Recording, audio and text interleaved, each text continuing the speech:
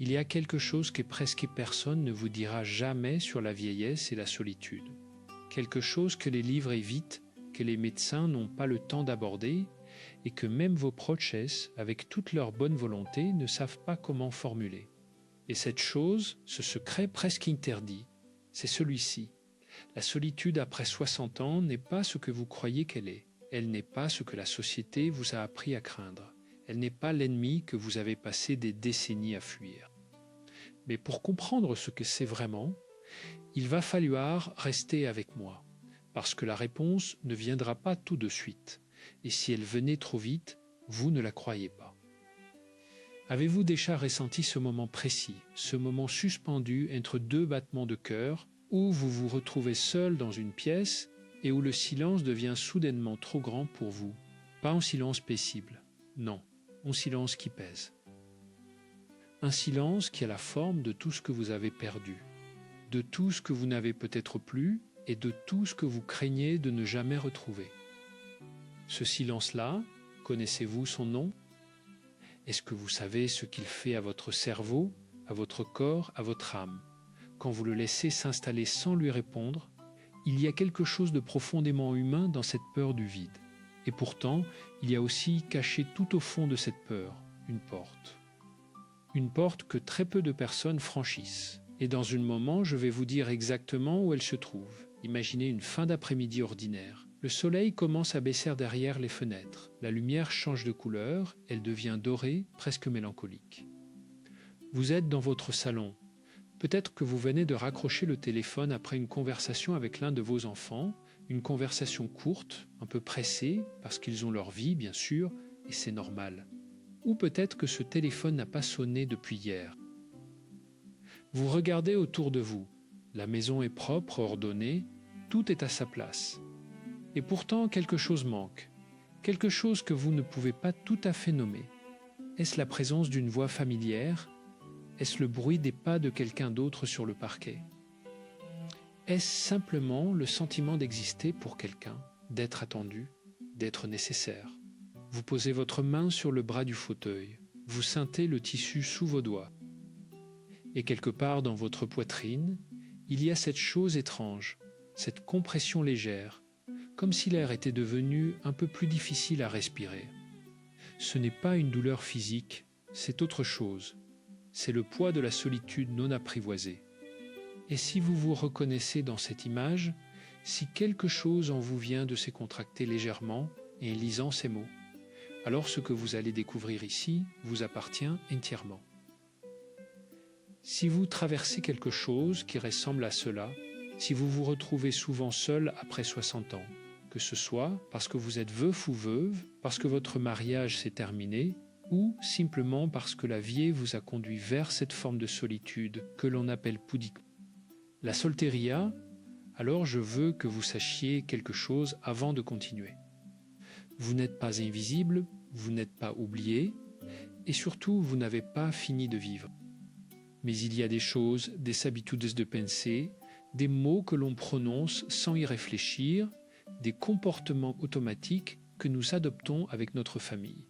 Quand la solitude commence à paisser, qui peuvent, si nous n'y prenons pas garde, transformer un passage difficile en une prison dont les barreaux sont invisibles mais absolument réels. Et si vous trouvez de la valeur dans ces réflexions, si quelque chose ici résonne avec ce que vous vivez ou avec ce que vit quelqu'un que vous aimez, je vous invite doucement à vous abonner à cette chaîne.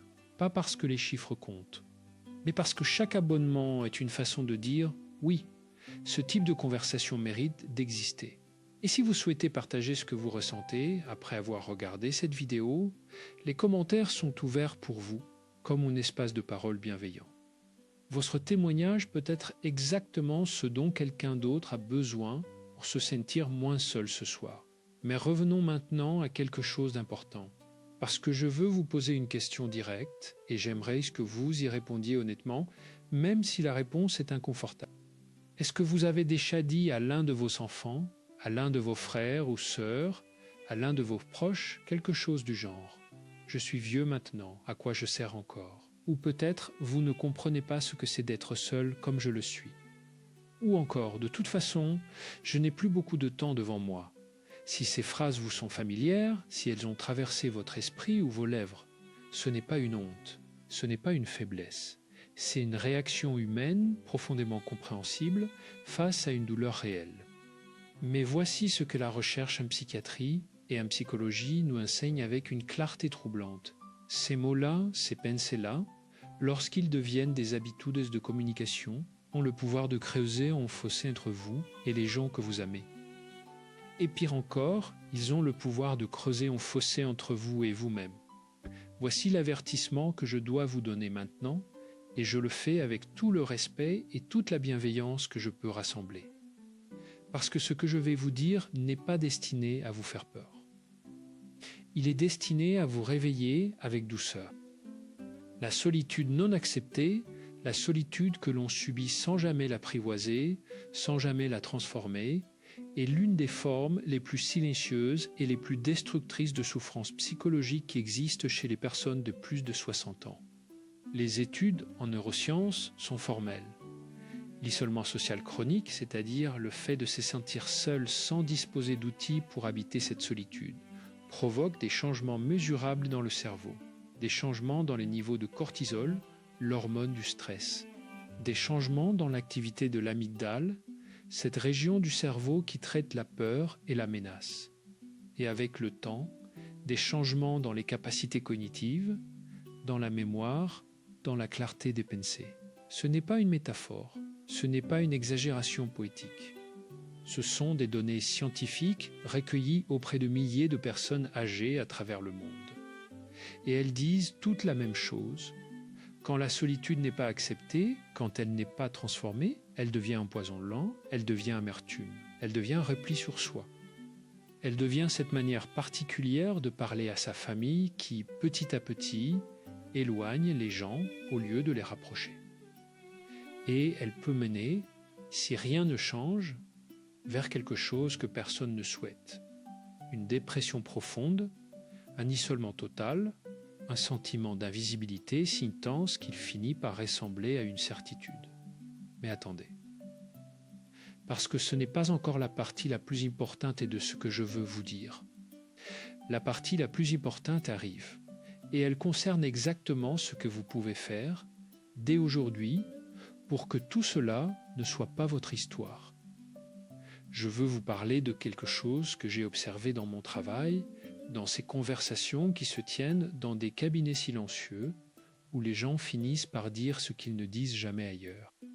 Je me souviens d'une femme, appelons-la Marguerite, 67 ans, cheveux blancs coupés courts, une façon de tenir ses mains croisées sur ses genoux comme si elle se retenait de quelque chose. Elle était venue parce que ses enfants s'inquiétaient pour elle. Elle voyait de moins en moins le monde. Elle avait arrêté de sortir, arrêté d'inviter, arrêté de répondre au téléphone certains jours.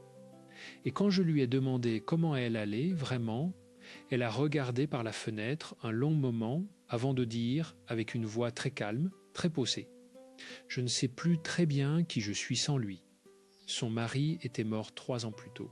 3 ans. Et pendant ces 3 ans, elle avait continué à exister pour les autres, à préparer les repas du dimanche, à s'informer de la vie de ses petits-enfants, à sourire quand il le fallait. Mais à l'intérieur, quelque chose s'était cristallisé. Une douleur qui n'avait jamais été vraiment nommée, jamais vraiment traversée. Et cette douleur avait commencé à s'exprimer d'une façon particulière avec sa famille. Elle disait des choses qui les blessaient sans le vouloir. Des phrases comme « Vous avez votre vie, moi je n'ai plus rien » ou « À mon âge, on ne peut plus espérer grande chose ». Ces mots n'étaient pas de la manipulation. Ils étaient le langage d'une âme qui souffrait et qui ne savait plus comment demander de l'aide autrement. Mais voici ce que ces mots faisaient. Ils créaient de la culpabilité chez ces enfants qui ne savaient pas comment répondre. Ils créaient de la distance parce que la culpabilité non résolue finit toujours par se transformer en évitement. Et ils renforçaient dans l'esprit de Marguerite elle-même la conviction qu'elle était effectivement seule, effectivement invisible, effectivement inutile. C'était un cercle parfaitement refermé sur lui-même, et elle en était prisonnière. Est-ce que vous voyez comment cela fonctionne ? Est-ce que vous sentez comment certaines façons de parler à ceux que nous aimons, même les plus sincères, même les plus douloureuses, peuvent paradoxalement aggraver l'isolement au lieu de le réduire? Et maintenant, je veux que vous sachiez quelque chose d'essentiel. Parce que dans quelques instants, je vais vous donner des outils précis, des pratiques concrètes, des façons de penser et de vous comporter qui peuvent transformer cette dynamique. Mais avant cela, je dois vous emmener un peu plus loin dans la compréhension du problème. Parce que si vous ne comprenez pas vraiment ce qui s'est passé sous la surface, les outils ne serviront pas à grande chose. Il y a une chose que la plupart des gens ne savent même pas sur le cerveau humain après 60 ans. Une chose presque contre-intuitive. Le cerveau âgé, contrairement à ce que l'on croit souvent, n'est pas un cerveau appauvri. C'est un cerveau qui a accumulé une richesse extraordinaire d'expériences, de patterns de reconnaissance, de nuances émotionnelles. Les neuroscientifiques appellent cela la sagesse cristallisée. C'est une forme d'intelligence qui ne diminue pas avec l'âge, elle se transforme. Elle devient plus capable de nuances, plus capable de recul, plus capable de voir les choses dans leur complexité. Mais voilà le paradoxe. Ce même cerveau, lorsqu'il est soumis à l'isolement chronique, lorsqu'il manque des stimulations sociales et émotionnelles, commence à utiliser cette richesse non pas pour s'épanouir, mais pour ruminer, pour rejouer en boucle les mêmes scénarios de perte, de regret, d'inquiétude. Et c'est là que la solitude non apprivoisée devient véritablement dangereuse. Pas parce qu'elle détruit le cerveau de l'extérieur, mais parce qu'elle le retourne contre lui-même. Alors que se passait-il concrètement dans le corps? Que se passait-il dans la posture, dans la respiration, dans la façon dont vous habitez votre propre chair, quand la solitude commence à prendre le dessus? Peut-être que vous le reconnaissez, les épaules qui se ferment légèrement vers l'avant, comme pour protéger quelque chose. La respiration qui devient plus courte, plus haute dans la poitrine, comme si l'air lui-même était devenu plus raret. Une tension particulière dans le ventre, juste sous le sternum, cette zone que les traditions orientales appellent le centre du feu, mais que vous connaissez peut-être simplement comme cet endroit où vous sentez l'anxiété s'installer quand quelque chose ne va pas. Et les mâchoires qui se serrent légèrement la nuit, laissant le matin une fatigue inexpliquée. Ce n'est pas dans votre tête, c'est dans votre corps. Et votre corps vous parle. La question est, savez-vous l'écouter? Parce que si vous ne l'écoutez pas, quelque chose d'encore plus difficile attend. Voici ce que je dois vous dire maintenant, et je le dis avec toute la douceur possible, parce que ce n'est pas facile à entendre.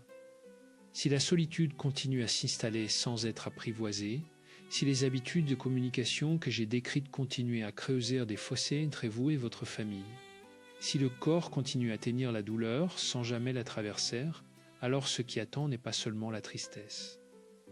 C'est quelque chose de plus profond et de plus difficile à renverser.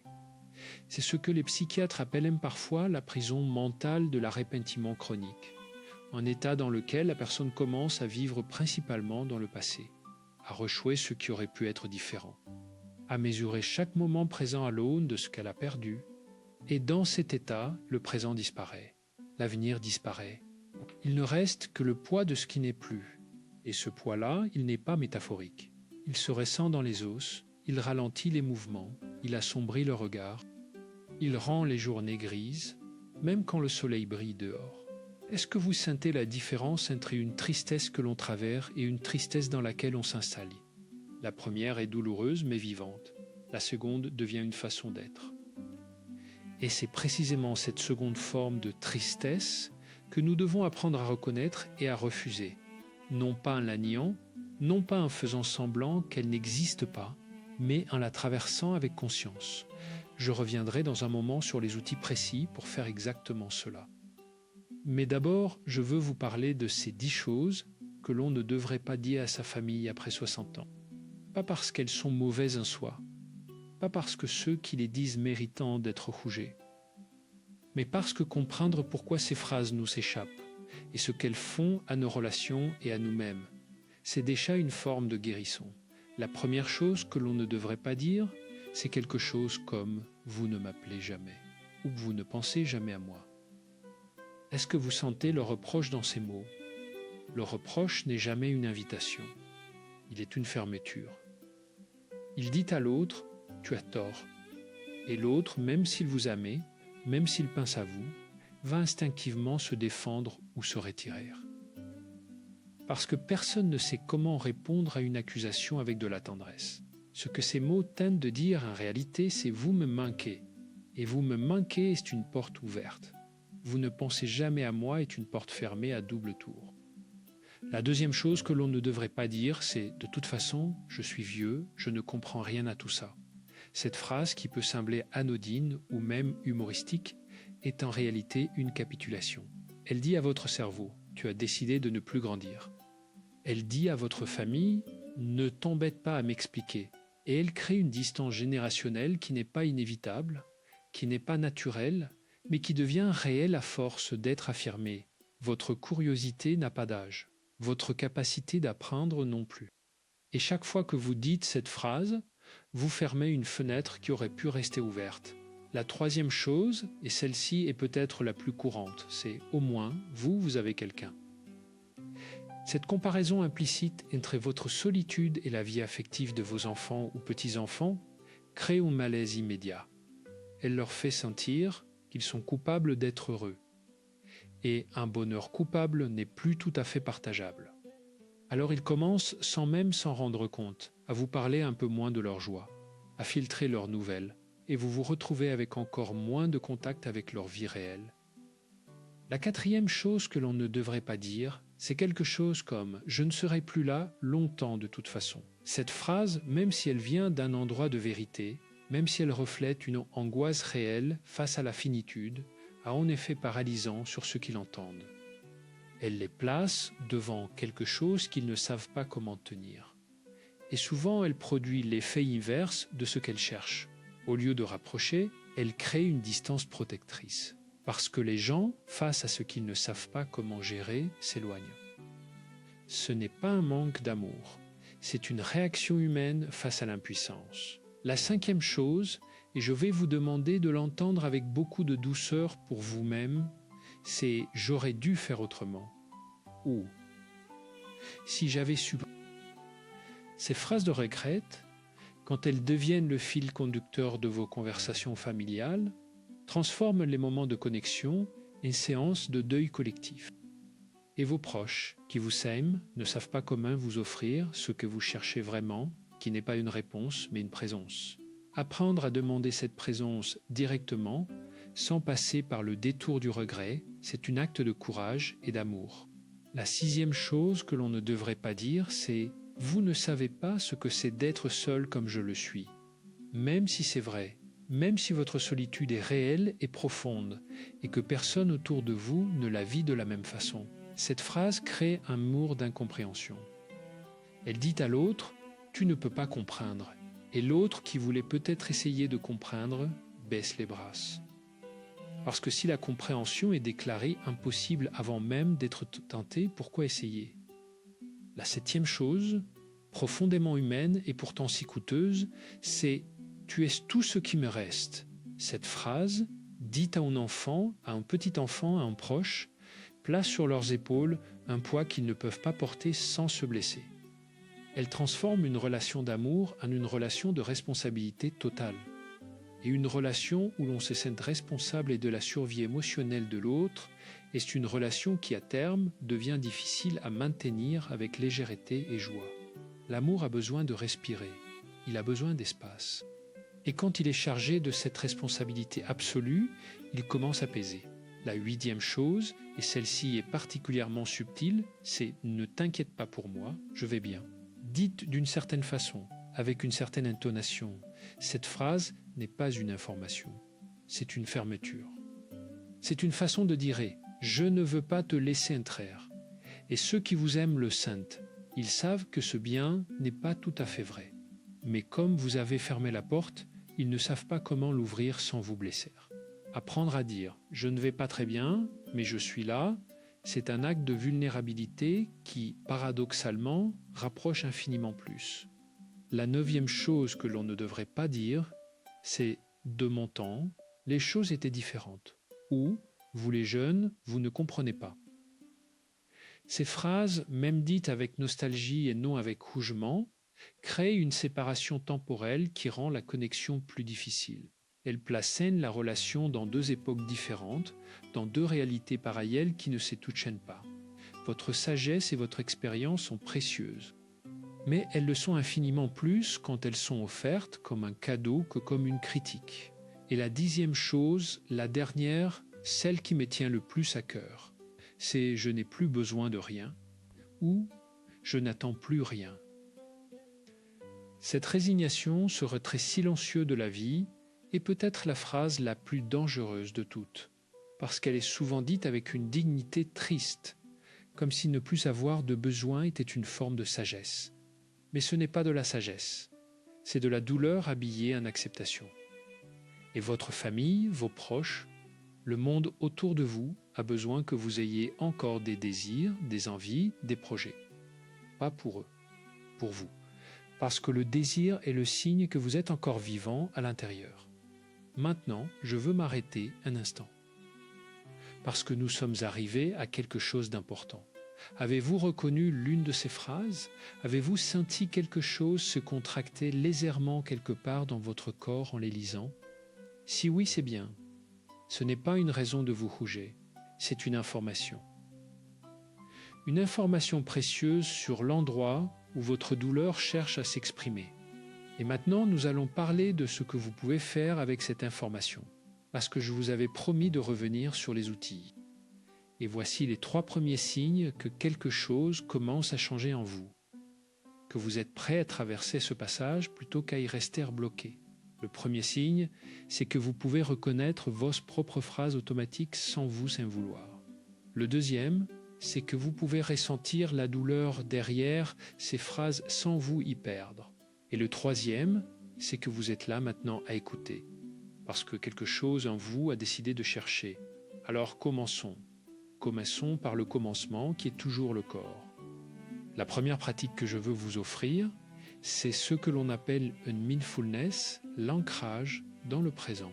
Et je vais vous la donner de façon très concrète, très simple, parce que la simplicité est la forme la plus respectueuse de la sagesse.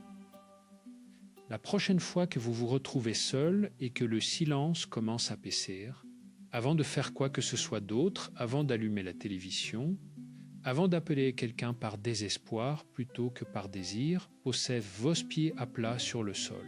Sentez le sol sous vos pieds, pas métaphoriquement, physiquement. La texture du carrelage ou du parquet ou du tapis. La température.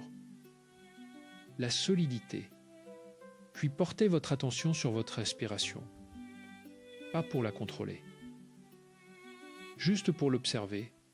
Est-elle courte? Est-elle longue? Est-elle dans la poitrine ou dans le ventre? Et respirez simplement une fois, 2 fois, 3 fois avec conscience. Ce geste minuscule, cette pratique de 30 secondes, fait quelque chose de précis dans votre système nerveux.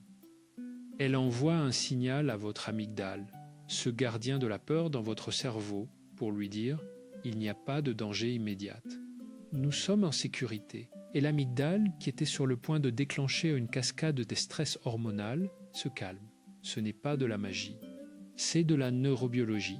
Et c'est à votre portée, maintenant, aujourd'hui, gratuitement, sans médicaments. La deuxième pratique concerne ce que j'appelle la réécriture du dialogue intérieur.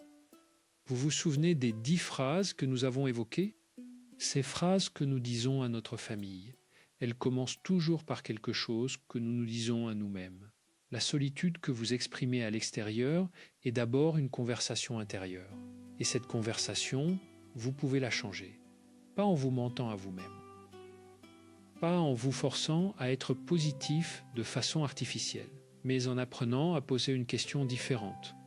Au lieu de « je suis seul et personne ne pense à moi », essayez de vous demander « qu'est-ce qui est là pour moi, maintenant, dans ce moment, pas demain, pas hier, maintenant ».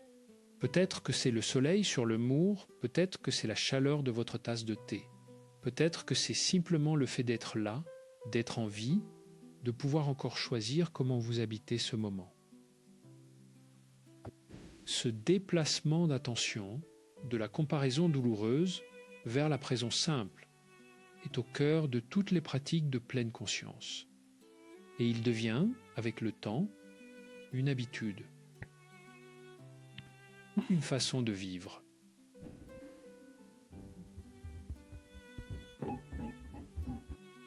Je me souviens d'un autre patient, appelons-le Robert, 72 ans, ancien instituteur, avec une façon de parler lente et précise comme s'il choisissait chaque mot avec soin. Il m'avait dit un jour, après plusieurs semaines de pratique de pleine conscience, « Ce qui a changé, c'est que je ne cours plus après le silence pour le remplir. » Cette phrase m'avait arrêté, parce qu'elle résumait quelque chose d'essentiel.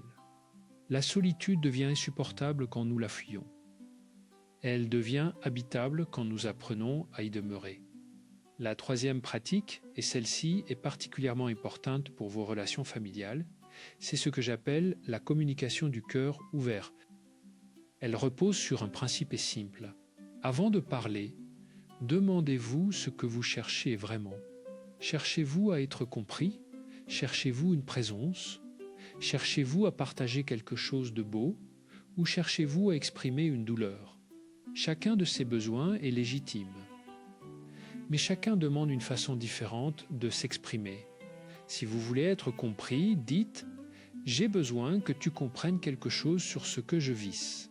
Si vous voulez une présence, dites « Est-ce qu'on peut juste être ensemble un moment sans forcément parler ?»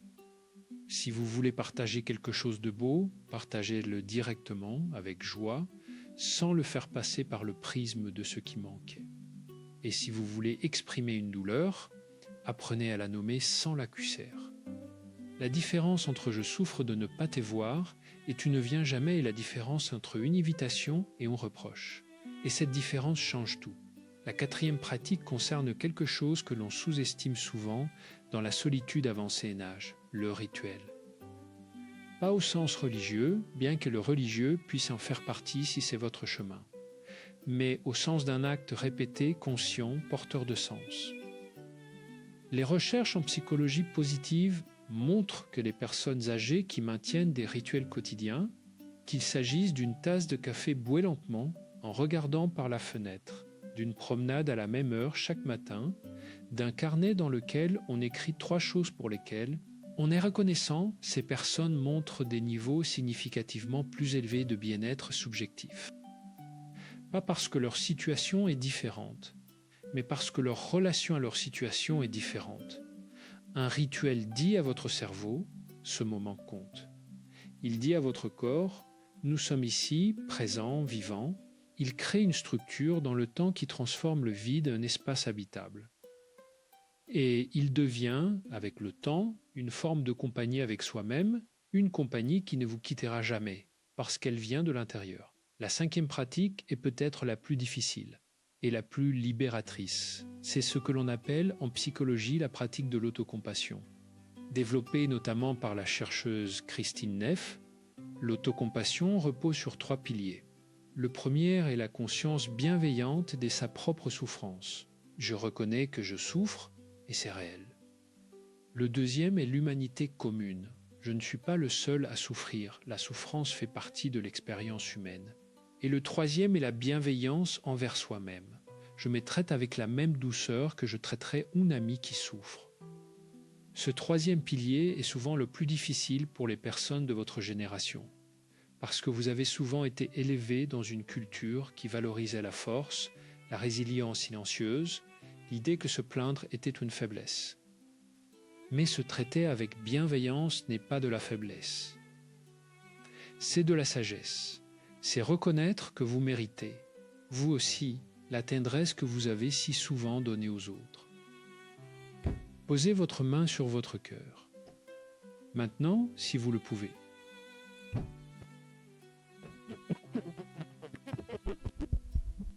Sentez la chaleur de votre propre paume contre votre poitrine. Et dites-vous silencieusement ou à voix haute, « Je mérite d'être bien. Je mérite la paix. Je mérite d'être ici, présent, vivant, entier. » Ce n'est pas une formule magique. C'est un acte de réorientation de l'attention vers vous-même avec douceur. Et avec de la pratique, cela change quelque chose de réel dans la façon dont vous habitez votre solitude. La sixième pratique concerne la connexion consciente. Parce que la solitude après 60 ans n'est pas seulement une question de présence physique des autres, c'est une question de qualité de connexion. Et il est possible de se sentir profondément seul, entouré de gens. Tout comme il est possible de se sentir profondément connecté dans la solitude physique. Qu'est-ce que cela signifie concrètement ? Cela signifie apprendre à créer des moments de connexion réels, même brefs, plutôt que de multiplier les contacts superficiels. Un appel téléphonique de 10 minutes dans lequel vous demandez vraiment comment va l'autre et vous écoutez vraiment la réponse vaut infiniment plus que 3 messages envoyés par habitude. Une conversation avec votre voisin dans laquelle vous partagez quelque chose de vrai sur vous-même crée plus de liens qu'une heure passée à regarder défiler des visages sur un écran. Et voici quelque chose que je vous invite à essayer cette semaine. Choisissez une personne dans votre entourage, n'importe laquelle, un enfant ou une amie, voici, et posez-lui une question que vous ne lui avez jamais posée. Pas une question de politesse, une vraie question, quelque chose comme « Qu'est-ce qui te rend heureux ces derniers temps ?» Ou « Y a-t-il quelque chose que tu rêves de faire et que tu n'as pas encore fait ?» Ces questions ouvrent des espaces. Elles créent des conversations différentes et elles vous positionnent, vous, non pas comme quelqu'un qui attend d'être vous, mais comme quelqu'un qui voit. Et être vu commence souvent par voir l'autre. Je vous avais promis, un peu plus tôt, de vous parler de 3 signes qui indiquent que quelque chose est en train de changer en profondeur. Voici ces 3 signes. Le premier, c'est que vous commencez à remarquer les moments de beauté sans avoir besoin qu'ils soient partagés pour avoir de la valeur. Un coucher de soleil qui vous émeut, même seul. Une musique qui vous touche. Une odeur qui vous rappelle quelque chose de bon. C'est ce moment, lorsque vous commencez à les recevoir comme des cadeaux plutôt que comme des rappels de ce qui manque, sont le signe que votre relation à la solitude est en train de se transformer. Le deuxième signe, c'est que vous pouvez passer 1 heure seul sans que votre esprit parte immédiatement dans la rumination. Pas toujours, pas parfaitement, mais de temps en temps que vous pouvez être simplement là, dans le silence, sans avoir besoin de le remplir ou de le fuir. Ce n'est pas de l'indifférence, c'est de la présence. Et le troisième signe, le plus beau peut-être, c'est que vous commencez à vous voir comme une compagnie agréable pour vous-même. Que passer du temps avec vous-même n'est plus seulement quelque chose que vous subissez, mais quelque chose que vous habitez avec une certaine grâce. Cela ne veut pas dire que vous ne désirez plus la compagnie des autres. Bien sûr que si, mais cela veut dire que votre bonheur ne dépend plus entièrement d'eux, et c'est là que la vraie liberté commence. Je veux vous parler maintenant d'une métaphore que j'aime beaucoup, parce qu'elle dit en images ce que les mots ont parfois du mal à dire. Imaginez un arbre en hiver. Ses branches sont nues. Il n'y a pas de feuilles, pas de fleurs, pas de fruits. De loin, il peut sembler mort. Mais sous la surface, dans les racines profondes qui s'étendent loin dans la terre, quelque chose de vivant continue à travailler. La sève circule lentement. Les réserves sont là. Et quand le printemps viendra, et il viendra, cet arbre sera prêt. La solitude après 60 ans peut ressembler à cet hiver, pas une mort, un retrait vers l'intérieur, un temps de préparation. Un temps de redécouverte de ce qui est fondamental, de ce qui est vraiment vous, en dehors des rôles que vous avez joués, et en dehors des relations qui vous ont défini, et en dehors des atteintes que la société a placées sur vous. Qui êtes-vous, vous, au fond? Qu'est-ce qui vous fait vibrer, encore aujourd'hui? Qu'est-ce qui vous donne envie de vous lever le matin, non pas par obligation, mais par désir? Ces questions ne sont pas des questions pour les jeunes. Ce sont des questions pour toute une vie. Et elles sont peut-être plus urgentes, plus précieuses, plus riches de possibilités à 60, 70, 80 ans qu'elles ne l'étaient à 20 ou 30. Je veux vous parler aussi d'un concept que Christophe André aborde avec beaucoup de délicatesse dans ses travaux. L'idée des émotions comme des météos intérieures, pas des états permanents, pas des définitions de qui vous êtes, mais des phénomènes qui passent, qui changent, qui évoluent. La tristesse n'est pas qui vous êtes. c'est ce que vous ressentez maintenant. Et comme la météo, elle bougera. La question n'est pas comment éliminer la tristesse. La question est comment ne pas la laisser devenir votre seul horizon. Quand vous sentez la solitude monter, quand vous sentez ce poids particulier dans la poitrine, essayez de vous dire « voilà de la tristesse, voilà de la solitude ». Ces émotions sont là, je les reconnais, mais elles ne sont pas toute ma réalité. Il y a aussi, en ce moment même, ma respiration. Il y a la lumière dans la pièce, il y a mon corps qui fonctionne, qui est là, qui continue.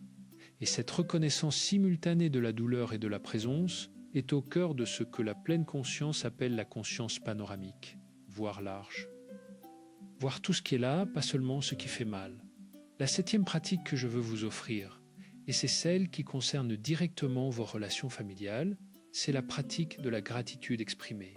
Non pas la gratitude performative, celle qu'on affiche pour faire bonne figure, mais la gratitude sincère, dite à voix haute à quelqu'un de précis, pour quelque chose de précis.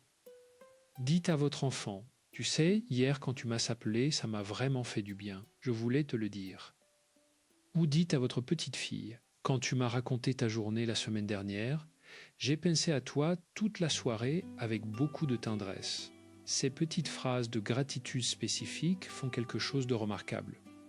Elles montrent à l'autre qu'il compte vraiment pour vous, pas de façon abstraite, mais de façon concrète. Elles créent des souvenirs partagés.